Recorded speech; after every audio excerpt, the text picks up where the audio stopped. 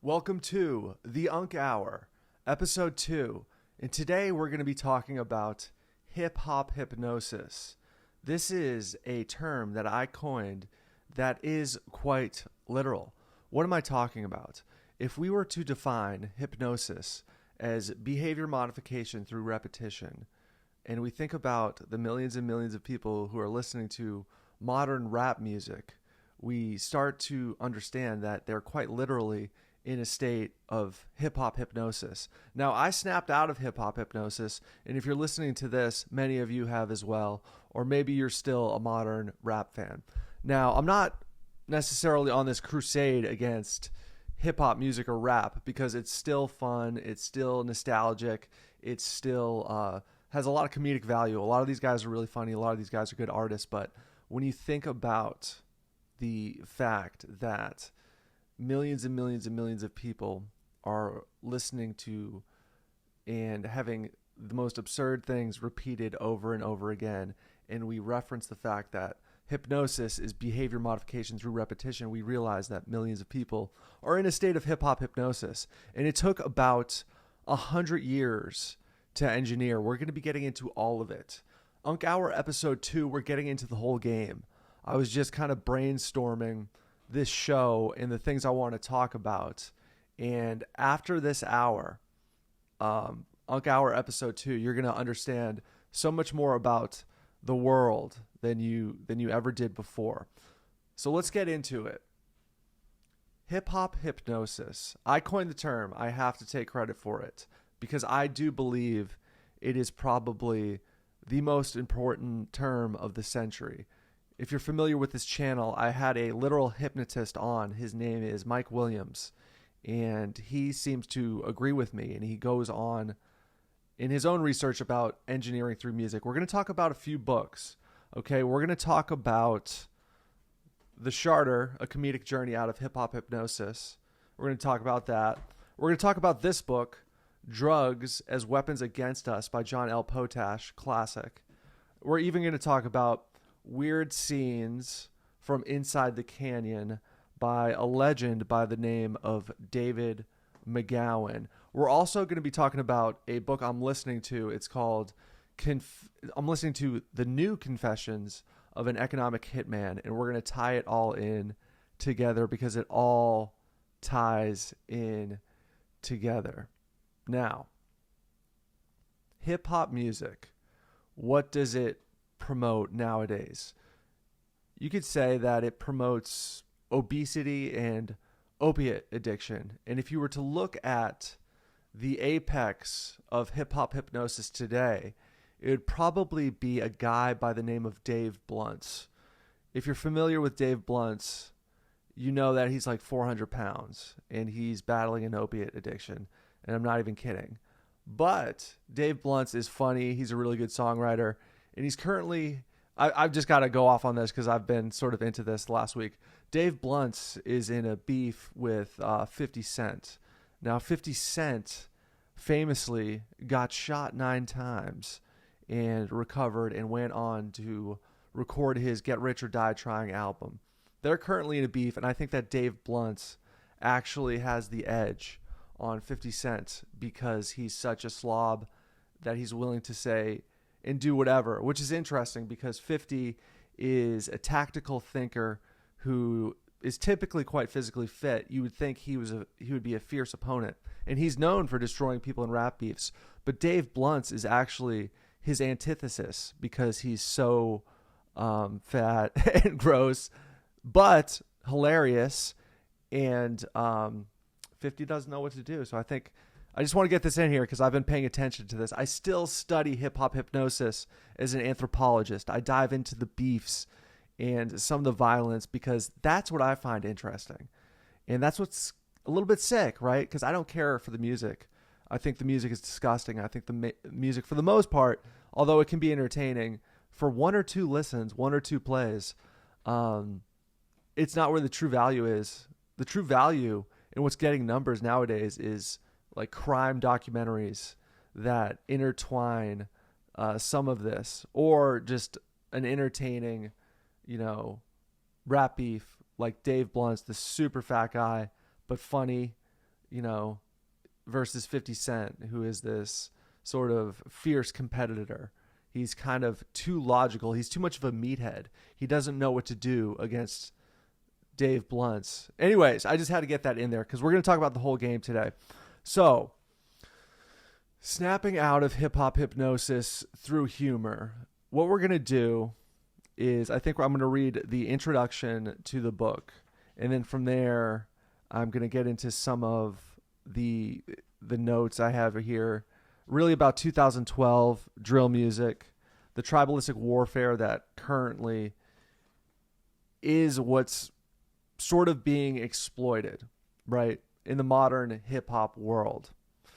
If you look at somebody like Adam 22 of the No Jumper podcast, he doesn't even do anything other than just like exploit gang members nowadays in the sort of drama that emanates from there. It's not really about the music anymore. The music is kind of over. I think we are in a state of late stage hip-hop hypnosis.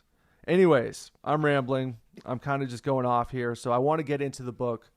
And I'm going to read the introduction. This is the Sharter, a comedic journey out of hip-hop hypnosis. And then we're going to tie everything in. We're going to tie what I call the global game in to this entire situation, because I'm going to give you a full layout of hip-hop hypnosis, music, which I believe that music is the most powerful magic in the game, and that's why it's so coveted as a system of social engineering. If you were to, actually, we're going to get into this book first. If you were to visualize a glass of water near a stereo and you hear that music playing, right? And you see that glass of water vibrating, then you realize that we're 70% water. And you just think about how those lyrics and those words are being embedded within the vibration of a human being, just like it is that glass of water. Then from there, you think about millions of glasses of water, all listening to music on repeat. Hypnosis is behavior modification through repetition. All of these people are getting sort of brainwashed by music. And the real reason that music is so coveted and it's such a powerful magic is because it can be used to advertise things. We're going to talk about this book real quick. I got to jump around to this book. This book is called Drugs as Weapons Against Us, and you recognize some of these people on the cover, right? So here's a basic synopsis of this book. You see these artists, these musical artists. Most of them wrote their best stuff when they were sober. Mind-blowing. You wouldn't think that given the public personas of a lot of these people. This is how it works for the most part. Typically, a manager, if you think of, an artist like Eminem, he's always had this guy Rosenberg who is his manager, like from the jump.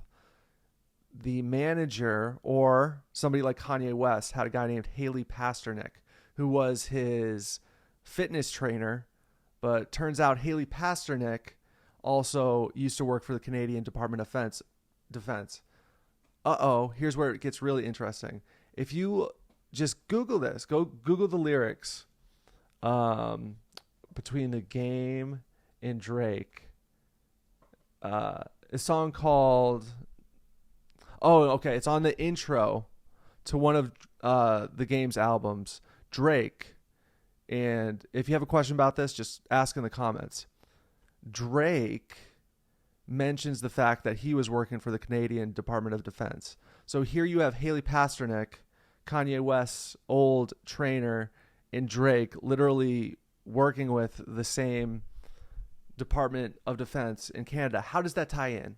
Why does that make sense? Okay, because when you think about this book exploits the fact that a lot of the 1960s and 1970s musicians, okay, and we're going to name them, guys like Frank Zappa, the Turtles, the Eagles. The Eagles are a huge group.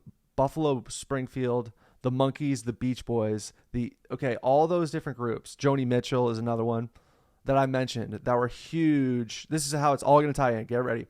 All those groups that I just mentioned that were very big in the 1960s, 1970s, they all had parents that were tied in with military intelligence. Okay? So what happened when there was a Vietnam War, right? So the establishment, they want to go into Vietnam mainly for natural resources, right? That's the name of the game. All the other stuff is kind of just a story to tell people, but it's about going in and seizing control of natural resources. So that's happening. The Vietnam War is happening. The baby boomer generation is sort of very numerous. There's a lot of them. So if you're a social engineer, you have to think to yourself, how do we distract these baby boomers and get them to not protest or really speak out against the Vietnam War? Because we know it's really about natural resources. That's the name of the game. You create the flower power generation. You create rock and roll music and the hippie dream. The the subtitle of the book is called Laurel Canyon, Covert Ops, and the Dark Heart of the Hippie Dream. The hippie movement was completely engineered. And so what happened to those baby boomers, right? They got basically brainwashed through hypnosis to smoke pots all the time, right? Think that being a hippie is somehow doing something. It's not. It's a controlled opposition. Now, how does that apply to these guys? It's the same sort of modus operandi, if you will, that these people are used as advertisement vehicles for drugs to mess up the populace. And I'm not saying these guys aren't talented. I'm not saying these guys don't have charisma. I'm not saying these guys don't have a lot of skill. But when you think about the dynamics here and the examples I used, where typically the manager is effectively the handler, and the manager will supply them with drugs, have the artist hooked on drugs as a means to control them. So the artist might be signed to a contract where it's like, okay, you signed for $5 million, okay? Maybe they give that to you up front, and now you're on the hook to produce, 3 or 4 or 5 albums, whatever the case may be. So they're locked into that. The manager is basically supplying them and keeping them hooked so they can then advertise drugs to the public. Why would social engineers want the public messed up on drugs? Because they're easier to control, right? You can easily have something like the Vietnam War where half the public is getting high. You see what I'm saying? If half the public is getting high listening to rock and roll, they represent no opposition to whatever your goal is. It might not be a war. It could be something entirely different. So we're going to get into all of it. And I'm going to tie all of this in with Confessions of an Economic Hitman, which is a really, really interesting, good book. So we're gonna get into it. I just got to get a drink. I got to get some water. And some coffee. I put my drinks on the floor just because I don't want them near my computer. All right. Unc Hour, episode 2. Let's go, baby. So, now that you have a brief synopsis on sort of the musical game and how it applies today, we're going to talk about basically the 100 years it's taken to produce modern rap music, because it didn't happen over time. Let's take it back to 2012. Now, what's going on a lot in rap music nowadays is basically tribalistic warfare, and a lot of the guys happen to rap and they happen to have a YouTube channel, but really the music being created is just to taunt rival gang members and people they have this local, hyper-local geographic feud with. I mean, it's just really, really animalistic. Let's take it back to 2012. 2012, a rapper by the name of Chief Keef was sort of bubbling on the scene, right? And what happens is he's in a beef with a rapper by the name of Little Jojo. And Little Jojo makes a taunt and posts it online to a few of Chief Keef's fellow gang members, taunts them, posted online. An hour later, Lil Jojo is shot and killed. An hour after he's shot, Chief Keef tweets out, LMAO, he wanted to be just like us, blah, blah, blah, implying that Chief Keef had something to do with the hit. That is sort of the birth of what is called drill music. Now, drill music is basically strictly limited to gun violence and tribal warfare amongst these groups of savages, essentially, right? So that's the predominant music genre from 2012 onward, other than sort of the pop mainstream stuff.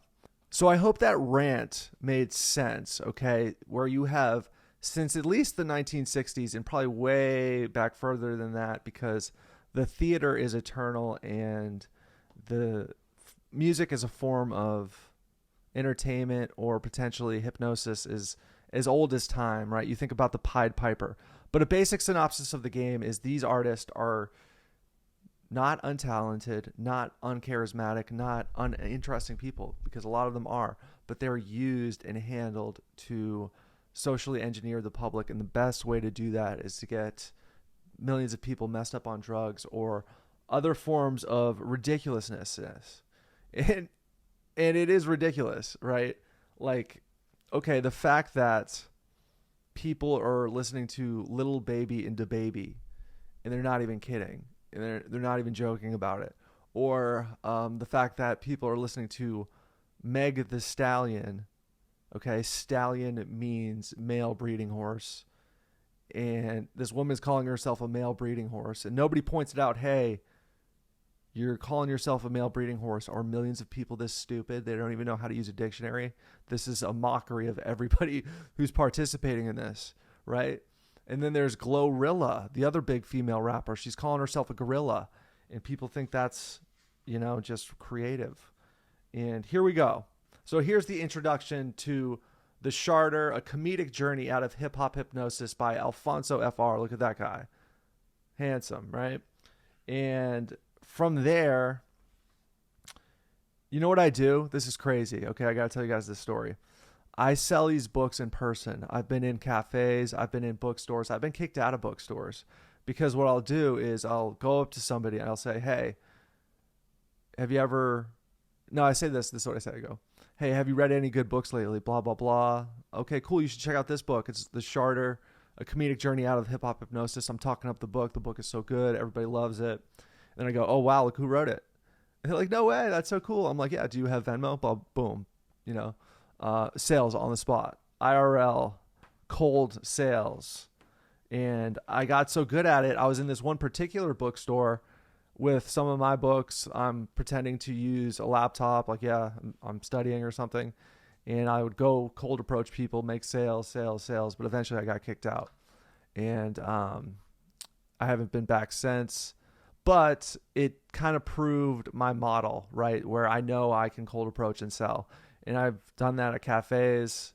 And, it's a pretty innovative sales solution, and it's actually hilarious. And I want to do videos of me selling this, cold approaching this to people in public. I think it would be awesome. All right. So now that we've got all of that established, we're going to read the introduction to The Sharter, a comedic journey out of hip-hop hypnosis by Alfonso FR, which is me. Alfonso for real. Okay? Hip-hop music, and more so gangster rap, is the greatest psychological operation ever. And why? What is the name of the game here? Mess people up through drugs. You've seen it. It's... All right, let's take it back to 2010 real quick. 2010, my friends and I were in high school, and we're listening to Wiz Khalifa. I have to admit it. I've been to 3 Wiz Khalifa concerts, okay? And what did Wiz Khalifa and Lil Wayne do in 2010? They normalized habitual marijuana use, right? Through their music, through behavior modification, through repetition. When you think about behavior modification through repetition and you think about those beats that are catchy, that are, it took talent to produce those beats. And a lot of times when people are under hip-hop hypnosis and they're kind of struggling with it, they say, "Oh, I just like the beats," because they know it's trash. They just, "Oh, I just like the beats." That's true. The beats are good, but what did the beats do? The beats create behavior modification through extreme repetition, and then boom, for millions and millions of people, marijuana use is acceptable, right? And think about how much they mainstreamed that. So yeah, I get it, man. I used to be a Wiz Khalifa fan. Wiz Khalifa is probably the most talentless hack in the game. He hasn't advanced as an artist in over 10 years. He has no talent. All he does is talk about pot. And it's crazy that we ever thought that was cool. It's literally crazy. It's the only thing I can compare it to is maybe guys who were into hair metal in the 1980s. They unironically thought that was cool. Once you snap out of hip hop hypnosis, man, it's over. So here we go. I'm just going to get a little bit of coffee.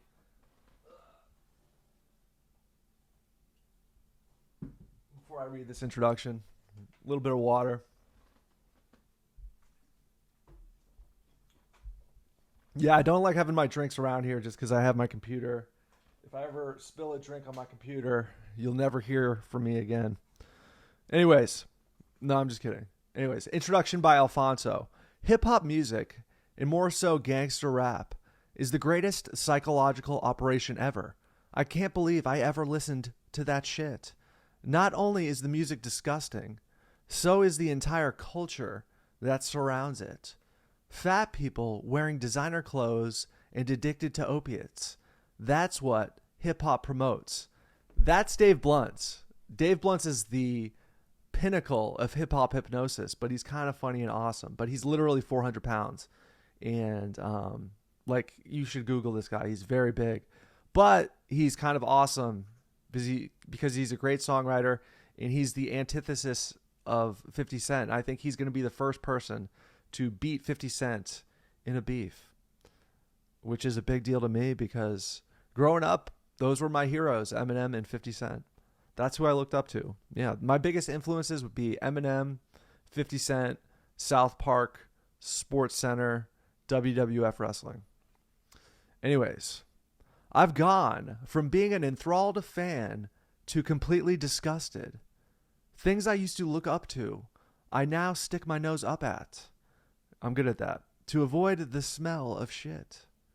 Growing up, I was fascinated by the deaths of Tupac Shakur and Biggie Smalls and Kurt Cobain. How did they all end up dead in the prime of their careers? I always wondered if the rappers I was listening to would experience a similar fate.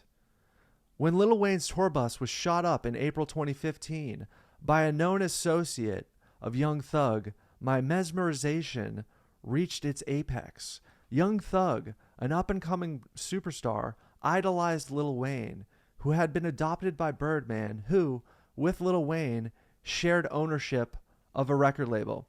I gotta say this, when it comes to guys like Lil Wayne, guys like Post Malone, guys like Tekashi 6ix9ine, can you imagine if you saw these guys in public and they weren't having a good day? Let's say you see them in public and they're hungover. Like, they would look like deranged homeless people. Like, Post Malone looks like a homeless person. You know what I mean? He looks like a totally mentally ill guy, right? I can't imagine seeing them in person. If I saw them in person, I'd be like, get the fuck away from me.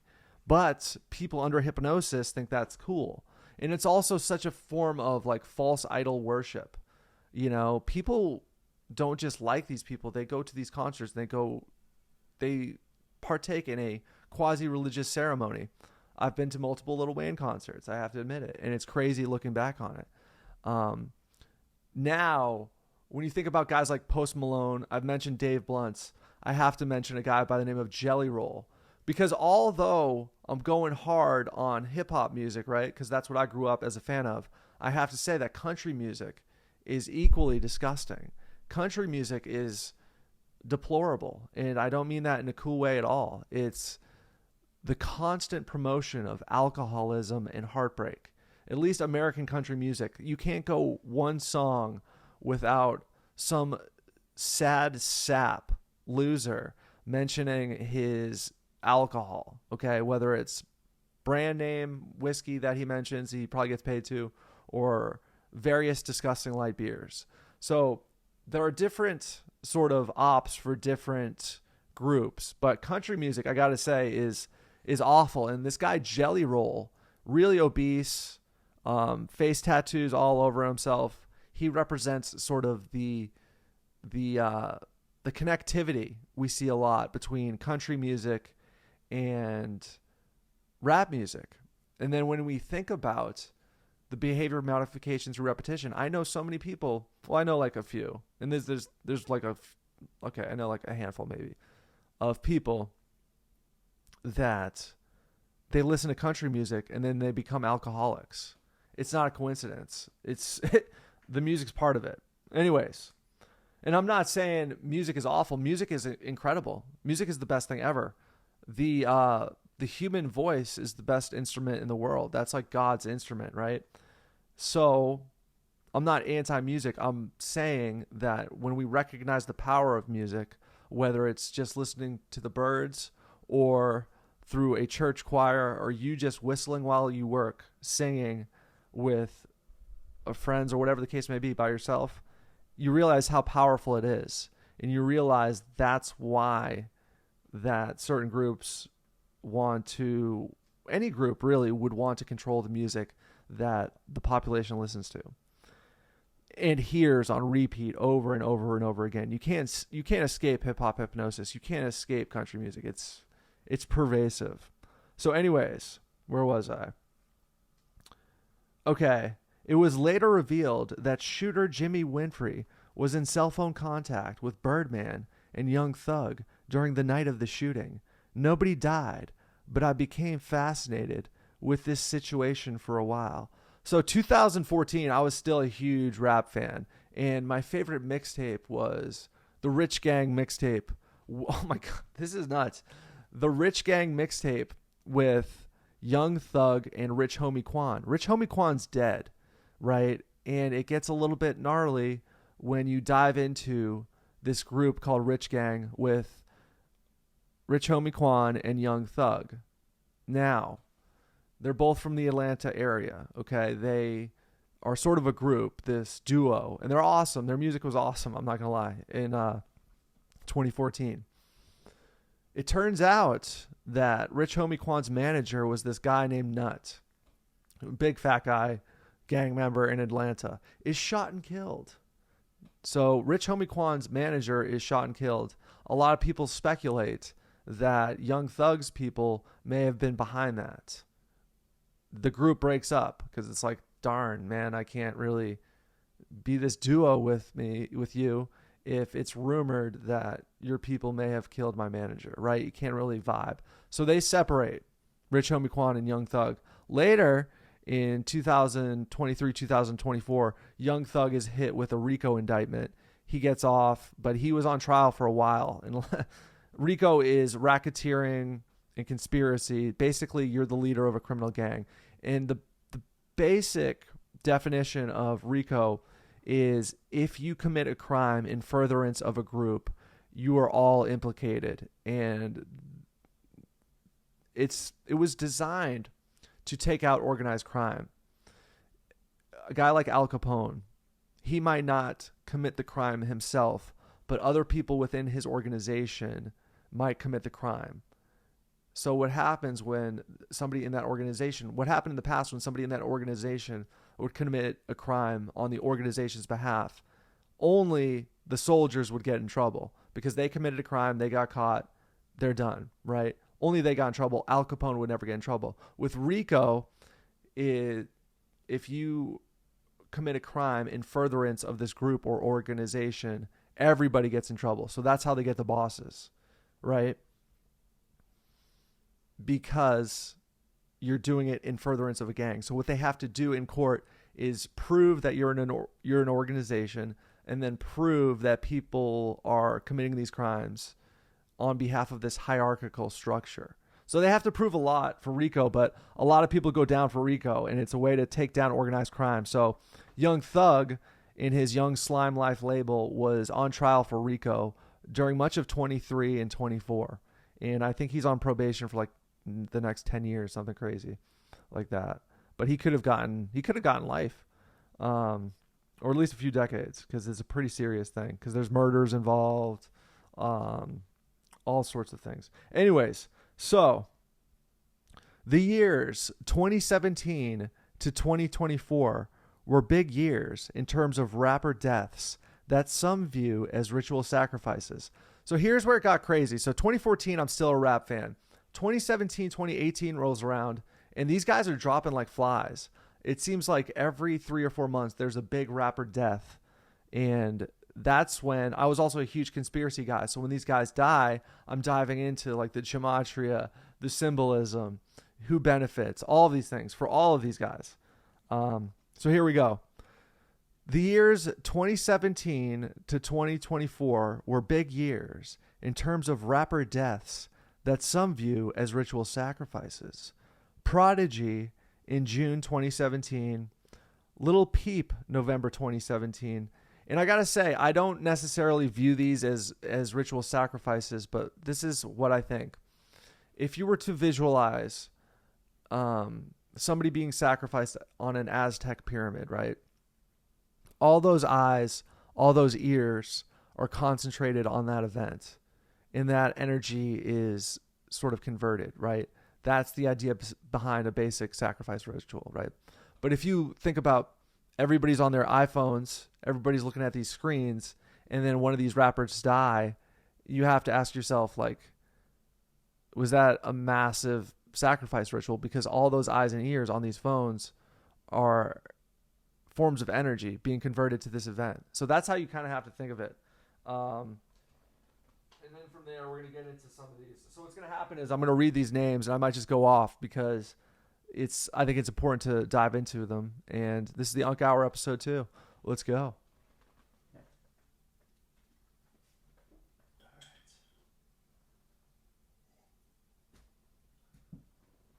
All right, here we go.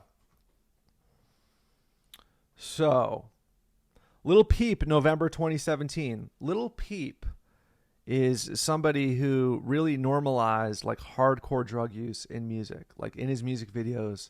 He has a song called 16 Lines. He started off as a rapper being heterosexual, and then he became bisexual, and he got a bunch of face tattoos. Another thing I have to mention, face tattoos, in my opinion, are a form of hip-hop hypnosis. I think it was Lil Wayne in 2008 who was the first guy to really normalize face tattoos. I don't know about you guys, but I see face tattoos all the time out in public now. So, Lil Peep, November 2017. XXXTentacion, June 2018. Mac Miller, September 2018. Nipsey Hussle, March 2019. Juice WRLD, December 2019. Pop Smoke, February 2020. FBG Duck, August 2020. I want to get into some of these because I know all of this stuff off the top of my head. King Von, November 2020. MO3, November 2020. DMX, April 2021. Young Dolph, November 2021. Draco the Ruler, December 2021. P&B Rock, September 2022. Takeoff, November 2022. Julio Fulio, June 2024. Rich Homie Quan, September 2024, and many, many others. There were so many that I had to cut. If you weren't like a big name, I had to cut you, but there's hundreds and hundreds of rapper deaths, and let's get into some of them. So I talked about Lil Peep. XXXTentacion. Okay, so this was a turning point for me. So for a while, I was writing a book that was headed down a David McGowan style direction where it wasn't a comedy fiction book like this book. This book, by the way, I do the audio book. So if you haven't gotten a copy yet, get yourself a copy because it's really funny. And it doesn't matter whether or not you were ever a hip hop fan. It's so much entertainment is involved with this particular book. I voice all the characters. There's a bunch of different characters. I'll read some of the characters.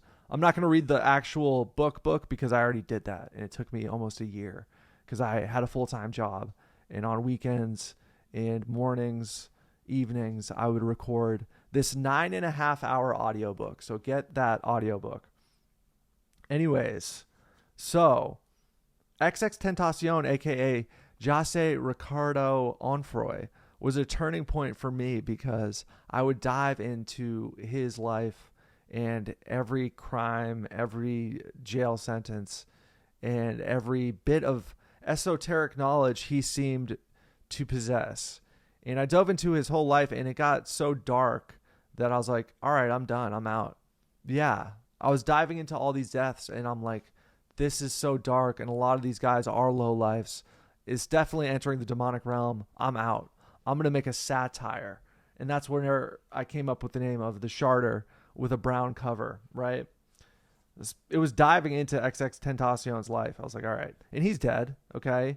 Not necessarily his fault, but I know for a fact he was dabbling in with a lot of energies and a lot of things I don't think he was ready for. I recommend just going to his Twitter account. His Twitter account is all Aleister Crowley stuff at like age 17. And he, dreadful singer, can't sing. That kid cannot sing. He can create. He's a good rapper in my opinion, but he can't sing. His singing is really brutal. June 28th. Oh, no, I'm sorry. He was in June 2018. Mac Miller. That was a huge one. My friends and I grew up listening to Mac Miller. His Kids album is like a classic, right? His mixtape. He died, overdosed. He had a famous line about, something, I would never do yay. And then he started doing a lot of yay. And he overdosed, painkillers, all sorts of stuff. And, yeah. Anyways, Nipsey Hussle, March 2019, was killed by one of his own gang members who, I guess the story is Nipsey called this guy a snitch.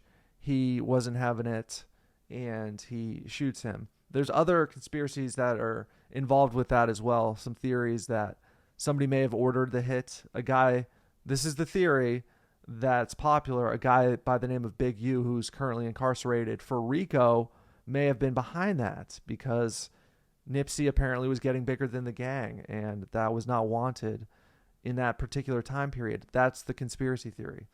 Anyways, Juice WRLD, December 2019.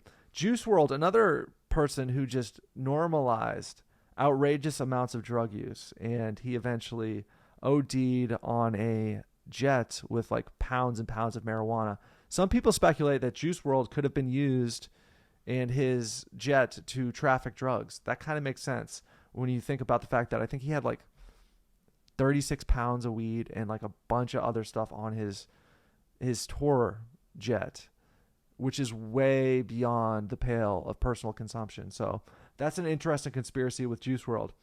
Pop Smoke, February 2020. This was a big one because Pop Smoke was a big artist, big up-and-coming artist, had an original sound. But when you listen to his music, it's like war music from the Republic of Congo. Pops, but just all, I can't even replicate it, but it's just like, it's Republic of Congo war music. That's what it sounds like. But what happened with him is he is out in Los Angeles. He's from New York. He posts his location where he was staying on his Instagram. And guess what? Some YNs saw where he was staying and decided to rob him because they saw the information on Instagram. They're like, okay, we know this guy's got money. He talks about it all the time. We're going to go rob him. And they do that and they end up killing him. And I think the guy, one of the YNs who shot and killed him, is already out. I think he already served his time and he's like on probation. And okay, so that was Pop Smoke. FBG Duck. I'm not laughing, but I'm just, all these memories are coming back because it all sort of ties in together with what I'm saying. That this tribalistic warfare music taps into somebody's instincts like tribal war drums. And so when you're involved with creating this art, somebody like FBG Duck was heavily involved with a beef with King Von, who we'll mention. But FBG Duck was, I think he's part of the Gangster Disciples. And guys like King Von and Little Durk are part of the Black Disciples. something like that. Two rival gangs in Chicago. So FBG Duck and the guys who killed him are doing life. This is nuts, man. Okay, so FBG Duck, he's beefing for like a decade with guys like King Von and Little Durk. Okay, guys from Chicago. Little Durk is currently incarcerated for murder for hire. He's potentially facing life. Little Durk's a huge artist. So Little Durk and King Von, both of their fathers did serious jail time. So growing up, Little Durk and King Von were kind of kings. They kind of have this like royal lineage of gangsters. So they grow up and they're kind of hooked up. It's similar to The Wire if you've ever seen that. So they grow up, they're hooked up, they're rapping, they're creating hits. King Von, who I'll mention, it's going to intertwine with FBG Duck. King Von is rap music's first like serial killer. He's killed like a dozen people and he would rap about it. And yeah. So they're growing up. FBG Duck is on one side. He's got his gang over here. And then there's Little Durk and King Von over there. Okay. Trading diss tracks, going back and forth. 5 guys get into a car in Chicago and they drive to the shopping district of Chicago, like the high-end shopping district. Every city in America has a street like this. In New York, it'd be like Fifth Avenue. In Boston, it'd be like Newbury Street. In Chicago, it's known as the Gold Coast, where you have all the high-end stores. So FBG Duck is there, and they want to kill him, this gang, okay? Guys like, there's this one guy, Muwop, who got convicted for this murder. So they drive from O Block in Chicago, and they kill FBG Duck in broad daylight on the Gold Coast shopping district of Chicago. He gets shot and killed. There's cameras of the whole thing from the time they left O Block to the time they arrive at the Gold Coast. Cops find these guys. Now they're convicted and they're doing life. One of the guys is so stupid. His name was Muwop. He killed this guy FBG Duck and then he records a diss track and like so stupid and like references the murder in his diss track. Little Durk mentions this murder all the time. He goes, he had some rhyme about his PO said he was high as fuck. He said, no, I'm high as duck. Just like constantly taunting. Because that's another disgusting part of this culture is after some of these deaths and some of these murders, these guys will taunt other rival gang members. So, and King Von was killed in November 2020 on camera. King Von is fighting with this rapper by the name of Little Tim.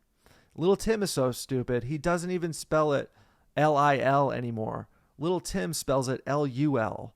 Like they refuse to even spell Lil correctly. So he's getting in a fight with Little Tim. Or I'm sorry, he's getting in a fight with Quando Rondo. Quando Rondo is getting his ass kicked by King Von. So this is all on camera. King Von's beating the hell out of Quando Rondo. And Little Tim shoots King Von and kills him. And it's all on camera. And you have to ask yourself, is that like a staged sacrifice ritual? No, but it kind of is a sacrifice ritual in the sense that everybody's watching and all of that energy is getting converted and it's going somewhere. Okay, so that's King Von, MO3, November 2020. I believe the guy who shot MO3, a Texas rapper, just got arrested. DMX, shout out to DMX, man. He was awesome. DMX died at like age 50, April 2021. Young Dolph, November 2021, shot in Memphis, Tennessee. A lot of weird stuff going on there. Draco the Ruler, December 2021. P&B Rock, September 2022. Both Draco the Ruler and P&B Rock were killed on the West Coast. I think with P&B Rock, it was an attempted robbery. And I think they shot him in the Waffle House, like just in the Waffle House.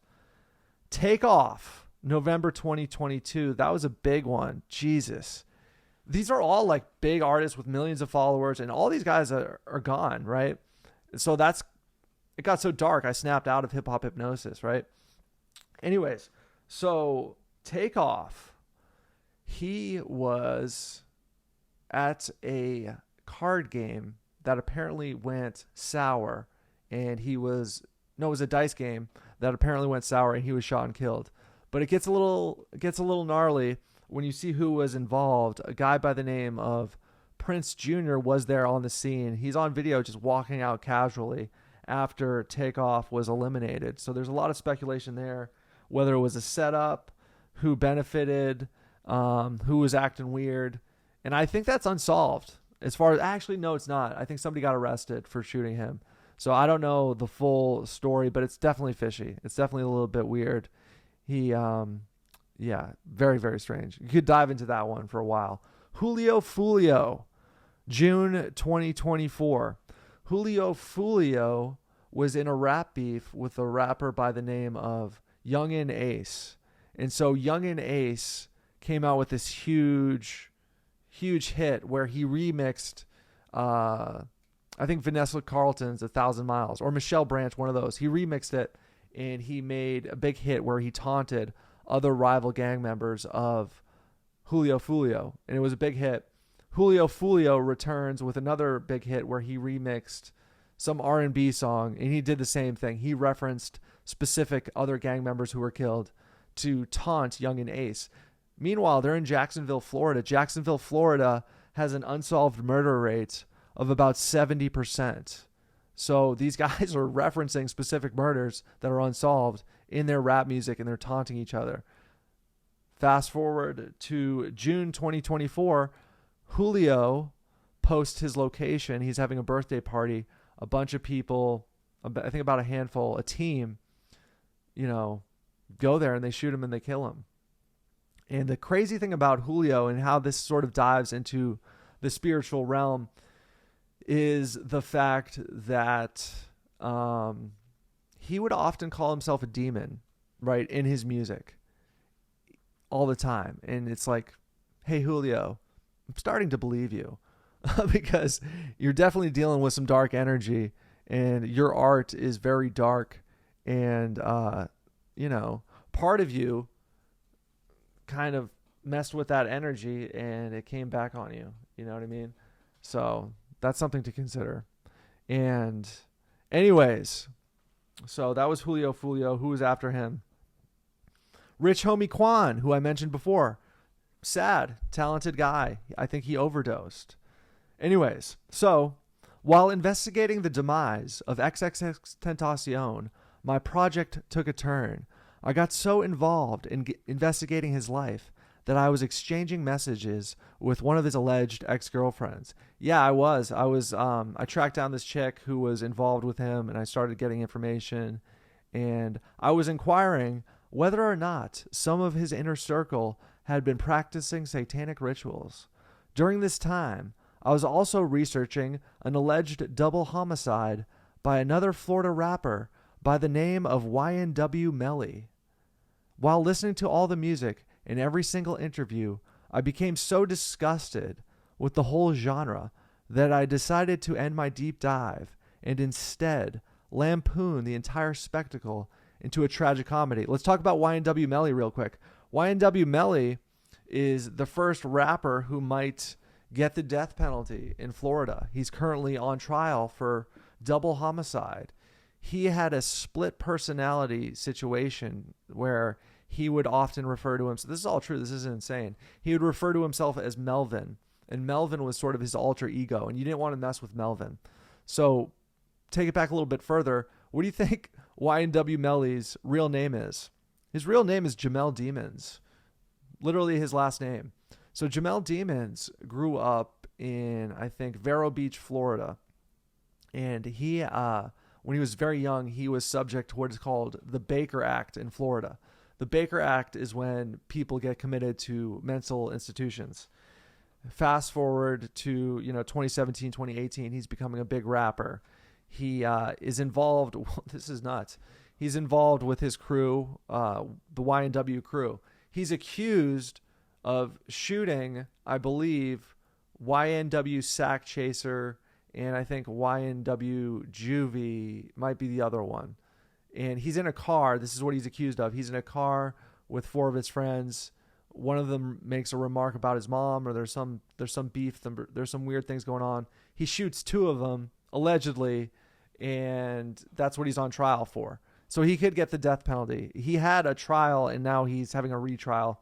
I'm not sure on the specifics on that, but yeah, and like these are people, everybody I mentioned, all these dead people, and all of this sort of the dark paths they went on. A lot of them, everybody's millions and millions of people are listening to this, right, on repeat.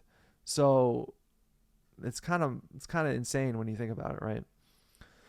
While listening to all the music and every single interview, I became so disgusted with the whole genre that I decided to end my deep dive and instead lampoon the entire spectacle into a tragic comedy. Immediately, I felt elated by the newly infused humor instead of feeling drained by the soul-sucking research. I couldn't get the image of a brown book titled The Sharter out of my head. The idea was so hilarious. I emailed my editor and told him about the change. He loved it. The title of The Sharter was born. So here I am, I'm diving into all these murders, all these court cases, and I'm like, yo, this is ridiculous. This is insane. Like, I can't believe anybody ever thought any of this was cool or acceptable. I'm going to actually lampoon the whole thing. And I'm going to write a book called The Sharter, a comedic journey out of hip-hop hypnosis.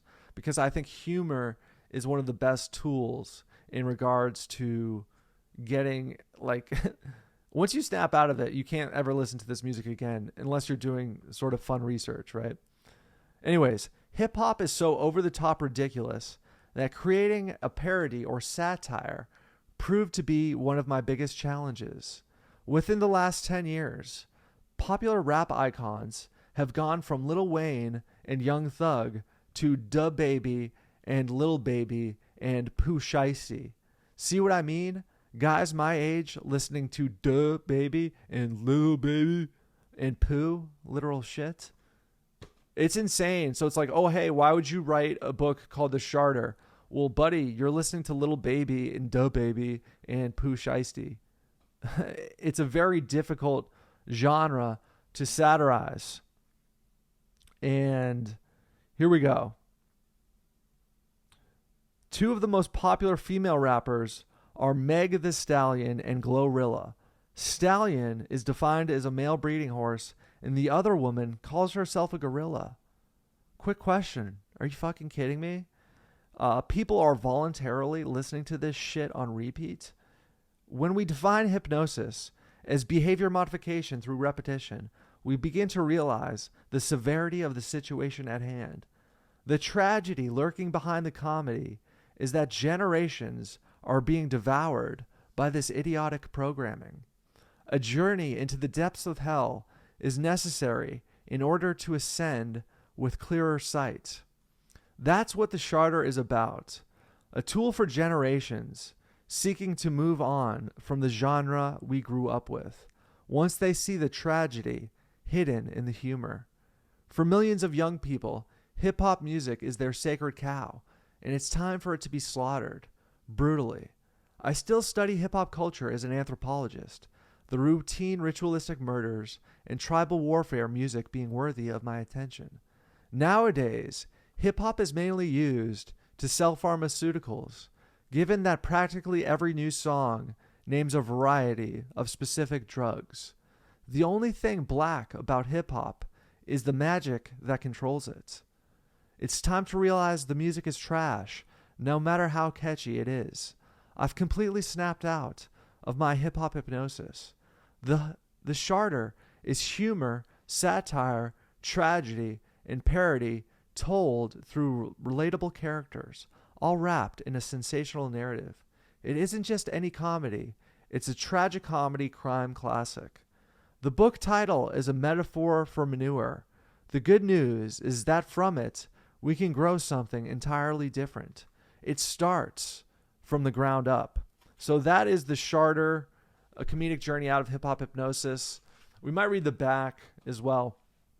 So I said in the beginning of the show I was going to tie in the new confessions of an economic hitman and how it sort of all works, right? I don't know how I'm going to do that. because I kind of lost my train of thought there, but I'm going to mention that book now, and then we're going to get back into the Sharter. So basically what that book is, The Confessions of an Economic Hitman is about a guy who basically infiltrates countries and gives them the opportunity to take a loan. And this guy, he's got a bunch of degrees, he's suit and tie, he smiles. Maybe I'll talk about that next episode, because I'm just thinking here, how do I tie it all in? I'm not really sure. But there is definitely a way to. Anyways, I think I'm going to read the back instead. Anyways, you've heard a disgusting hip-hop song today, haven't you? The most pervasive poison in society is difficult to avoid. This is the back. I love the back. It looks so nice. The music isn't to empower, educate, or motivate you. It's to hypnotize you into becoming a hedonistic derelict. Do you think it's natural to listen to percussion instruments with a guy talking about drugs, violence, and depravity? The tribalistic war drums tap into your instincts to condition you into a life of idiocy. It isn't music. It's mind control for slaves. There's a good chance you or somebody you know is tuned to this vibration of imbecilic immorality, vicarious delusionality, and squalor. It's by design. The whole genre is as organic as AstroTurf. It doesn't have to be this way. Snap out of hip-hop hypnosis now. The Sharter is a mirror for generations. It's time to look up. It's time to look within and ask ourselves if rap music is good art or a weapon against us. Is the music we've listened to for decades trash? How will we go forth after generations of hip-hop hypnosis? There is a solution. Author Alfonso Fr., that's me, Alfonso for real, launches his own psychological operations, and this one is a tragic comedy crime classic, the most important allegory of our time. We can end the madness right now, but you're going to have to do yourself a favor. Read this book, laugh your ass off, move forward with your life, spread the soil, lotus flowers start to bloom. Alfonso Fr. is an independent anthropologist driven by instinct, an eternal athlete and lifelong student. He enjoys working outside and going to the beach. He's currently working on his next 2 books. That's true. So, also, I think I'm going to read the afterword, and then we'll close out on that. Check out the book at thesharterbook.com, hiphophypnosis.com. I might do another episode where I just talk about more of this stuff, because if you find this interesting, or if you want to learn more, or if you want me to dive in and give my hot take on anything I mentioned, give my analysis, just let me know in the comments. Okay, here we go. My commentary isn't just on hip-hop, but popular music of the past century, because I could read the characters too. That could be fun. That's what I'm saying. All media of the last century, let's throw it all in the trash for the most part. My commentary isn't just on hip-hop, but popular music of the past century and media in general. A symbiotic relationship exists between music and culture. One is tuning the other. Music is the most powerful magic in the game, and it's being used as a weapon. Hip-hop is currently the most pervasive poison in society, but that doesn't mean country music is any better. While rap promotes immorality and addiction, country music promotes alcoholism and idiocy. I've seen fools become delinquents while listening to rap. I've seen people turn into heartbroken morons with country music as their backdrop. I've seen baby boomers worship rock and roll and turn into infantile-minded Satanists. When people lose their souls, there's often a soundtrack. What will millennials and zoomers look like after 50 years of rap? Can you imagine? The necessity to help others snap out of hip-hop hypnosis is paramount. A turning point in my view of popular music came when working with a baby boomer singing a song by the Rolling Stones. I was disgusted when I realized I knew all the lyrics to the same song the boomer was belting out. I thought of the rap lyrics I memorized and decided at that moment I didn't want to be like the boomer. There's a reason why the same songs have been played on the radio over and over again for decades. It's to brainwash the populace. Where was I? Shit. Oh, here we go. Oh, here we go. Popular music is mind control. I don't care if it sounds good or if it's catchy. That's the thing. Like, I'm all about the nostalgic. Like, I'm an R. Kelly fan. I'm a fan of Chris Brown. I like people who can sing a little bit. You know what I mean? I like Justin Bieber's new album, straight up. Besides the skits. I thought the skits were a little bit whack. But it's not like I hate music, but I'm telling you guys and everybody that everybody kind of knows it's a tool of social engineering. And I think the best way to snap out of it is through humor. Anyways, my biggest recommendations to people who listen to hip-hop is to abstain for a day or two, then try a week or a month. A period of sobriety will make it very difficult to return. I used to be the biggest hip-hop fan ever, but once I realized it was garbage administered by ghouls, I stopped listening. Whenever I hear it again, it sounded like shit. It makes me sick to my stomach. Hip-hop music is the sacred cow of so many millennial and Generation Z people. They've grown up listening to it and can't picture a world without it. It's their departure to an exotic wonderland where they're an alpha gangster, drug pusher, and philanderer. It's a powerful form of influence that makes the listener vicarious, delusional, and insane. Nobody looks cool listening to loud rap music in their car. When I see young people blast rap music from their vehicle, it looks like a mobile mental asylum or a clown car. It's all so gay.